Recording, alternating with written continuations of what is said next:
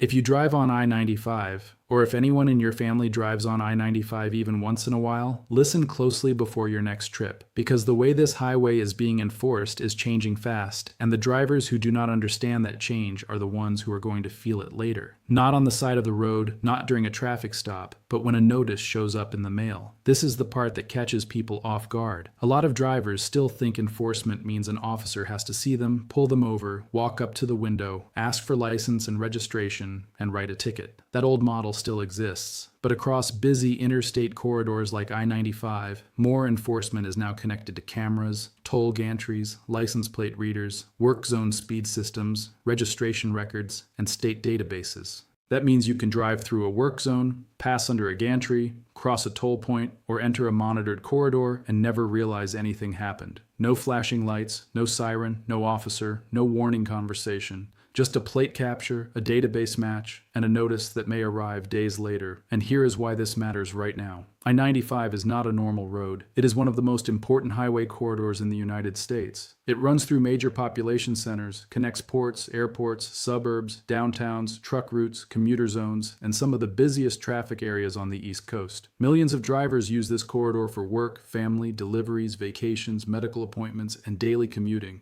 So when enforcement changes on a road like I-95, it does not affect a small group of drivers. It affects regular people, people who are not trying to break the law, people who may simply be driving the way they have always driven. A little over the limit in a work zone, a toll account with an expired card, a registration renewal they forgot, a phone in the hand for just a second, following too close because that is how traffic moves. These are the mistakes that can become expensive very quickly. Before I break down the biggest things I-95 drivers need to check, do one thing right now. If you know someone who drives this highway, share this with them. Not because everyone is doing something wrong, but because a lot of people do not realize how automated enforcement has become. One share can save someone from a fine, a toll problem, or a notice they never saw coming. The first major issue is work zone speed enforcement. This is where many drivers are going to get caught because they treat work zones like normal highway lanes. They see cones, they see barriers, they see signs. But if they do not see workers standing right there, they assume the reduced speed limit does not really matter. That assumption is dangerous. In several states, work zone cameras can record vehicles that are traveling above the posted limit. The system can capture the plate, measure the speed, and trigger a citation process without an officer standing beside the road. Some programs include warning periods, some include civil fines, some are active only in certain construction zones. But the message is the same. If the sign says slow down, treat it as real. The mistake drivers make is thinking, everyone else is going fast, so I am fine. Cameras do not think like that. They do not care if the car beside you was also speeding. They do not care if traffic was moving quickly. They do not care if you were only trying to keep up. If your vehicle is recorded over the threshold in an active zone, the system records your vehicle. The second issue is that I-95 has different rules depending on where you are. This is where drivers get confused. I-95 feels like one road, but legally it is not one simple rulebook. You may start your trip in one state, cross into another, pass through a toll system, enter a construction zone, and suddenly be under a different enforcement program. That means a driver who is used to one state's habits can get surprised in another state. A fine amount may be different. The threshold may be different. The warning process may be different. The way a notice is mailed may be different. The appeal process may be different. Even the agency handling the notice may be different. This is why regular I-95 drivers need to stop thinking only about the road and start thinking about the jurisdiction. Maryland, Delaware, Pennsylvania, New Jersey, New York, Virginia, Connecticut, Florida. Every state can have its own rules, its own camera programs, its own toll systems, and its own DMV database process. The road continues, but the enforcement environment changes. The third issue is expired registration. This is one of the most overlooked problems because it has nothing to do with how well you drive. You can be driving calmly, staying under the limit, wearing your seatbelt, using signals, and still have a problem if your vehicle registration is expired. Modern plate reading systems make it easier for agencies to connect a license plate to state records. That does not mean every plate read becomes a ticket. But it does mean an expired registration is easier to detect than it used to be. And if you are driving through toll points, monitored corridors, or enforcement zones, your plate may be captured more often than you realize. So before you get on I-95 again, check your registration card. Do not guess. Do not say, I think it is still good. Open the glove box. Look at the date. If it is close to expiring, renew it. If it already expired, handle it before a long trip.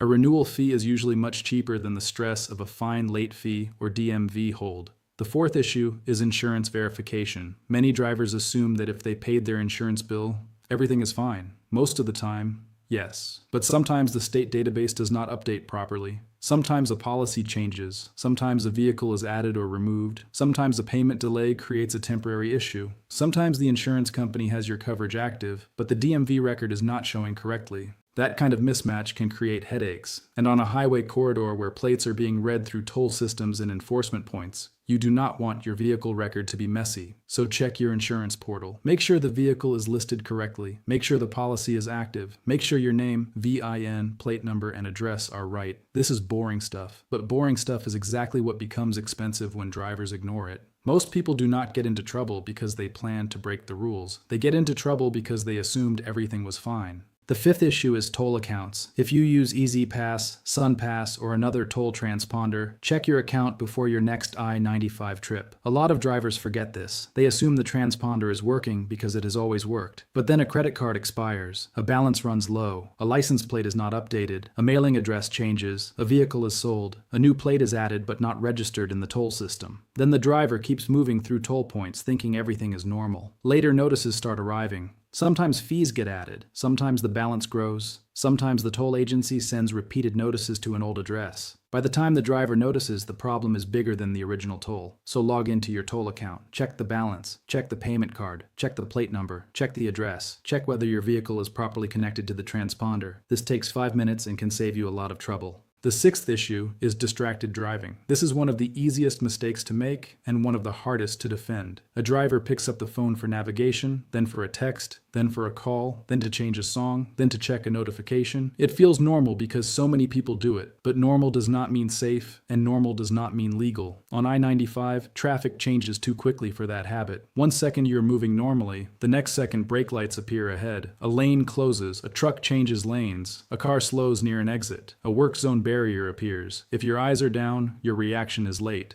The safest habit is simple. Set your route before moving. Put the phone in a mount, use voice guidance, use hands-free calling. If you need to type, pull over safely. Do not hold the phone near the steering wheel and assume nobody sees it. More roads, more intersections, more toll areas, and more enforcement zones are becoming camera-heavy. The phone-in-hand habit is becoming more visible and more risky. The seventh issue is following distance. This is the rule almost every driver thinks they understand, but most drivers do not actually follow. On a crowded highway, people get used to driving too close. They think it is normal because everyone else is doing it. But at highway speed, the distance needed to stop safely is much larger than it feels from behind the wheel. At 65 miles per hour, your vehicle covers a huge distance in just a few seconds. If you are half a second behind the car in front of you, you are not leaving reaction time. You are hoping nothing changes.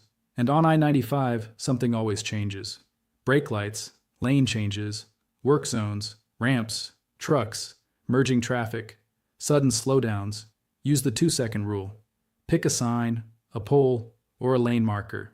When the car in front of you passes it, start counting. If you reach the same point before 2 seconds, you are too close. In rain, at night, near trucks, or inside work zones, leave even more room. This one habit can save you from a crash, a ticket, an insurance claim, and a ruined day, and it costs you almost nothing except patience. Now let's talk about commercial vehicles, because I-95 is not just a commuter road, it is a freight corridor. Trucks are moving goods through this highway every hour of the day. That means weigh stations, inspections, commercial enforcement, and truck safety systems are part of the road environment. For truck drivers and fleet operators, paperwork, weight limits, route rules, and equipment compliance matter. For regular drivers, the biggest lesson is simpler. Do not play games around trucks. Do not cut sharply in front of them. Do not ride in blind spots. Do not use the space in front of a truck as if it is empty space. That space may be the truck driver's stopping distance. A car can stop much faster than a fully loaded truck. If you cut in front of a truck and then brake, you are creating danger for yourself, the truck driver, and everyone behind you. I-95 is already stressful enough. Do not make it worse by treating trucks like regular cars. Now here is the part every driver should do today. Not tomorrow, not after the next trip. Today. Check your registration, check the expiration date. If it is close, renew it. If it is expired, do not ignore it. Check your insurance. Make sure the policy is active and the vehicle information is correct. Check your toll account, confirm your balance, payment card, plate number, vehicle list, and mailing address. Check your phone habit. If you normally hold the phone while driving, stop before the next trip. Check your speed habit, especially in work zones. If you are used to going 7, 8, or 10 miles over because that is how traffic moves, understand that cameras do not think like drivers. They record what they record. Check your following distance. If you are always close to the bumper in front of you, change that habit before it changes your life. And there is one more warning. Whenever enforcement news spreads, scammers show up. If you receive a text message or email claiming you owe an urgent I-95 fine, do not click the link. Do not enter your card information. Do not panic pay anything. Real toll agencies, DMV offices, and transportation departments have official websites and official notice processes. If you think a notice might be real, go directly to the official agency website by typing it yourself.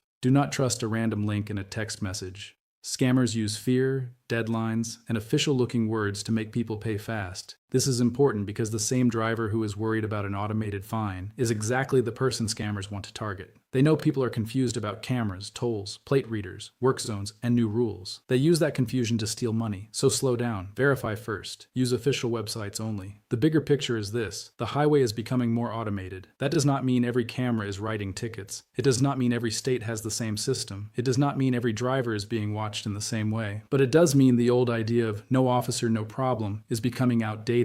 More systems are connected now: toll systems, plate readers, work zone cameras, DMV databases, insurance records, registration records, traffic cameras. The driver who keeps clean records and drives carefully will have fewer problems.